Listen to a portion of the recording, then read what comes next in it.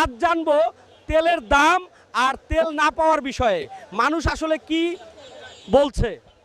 তেলের দাম বাড়ছে, মানুষের টেনশনও বাড়তেছে।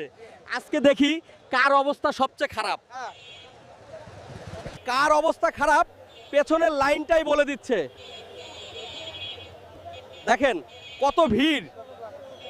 একজনের কথা তো শুনলাম, এবার আরেকজনের কাছে যাই, সে কি বলে দেখি। হ্যাঁ, তেলের যে দাম তাও পাচ্ছি না। এখন দেখতাছি খাতা বালিশ নিয়ে এখানে ঘুমাইতে হবে। দেখেন দর্শক, তেল নিয়ে মানুষের কত আহাজারি। এখন খাতা বালিশ নিয়ে পাম্পে ঘুমাতে চায় একটু তেলের আশায়।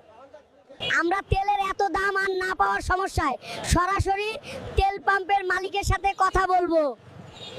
তেল নিয়ে আমরাও সমস্যায় আছি, তেল আমদানি হচ্ছে না, পাবলিক আমাদের মারতে চায়, তেল দিতে পারছি না।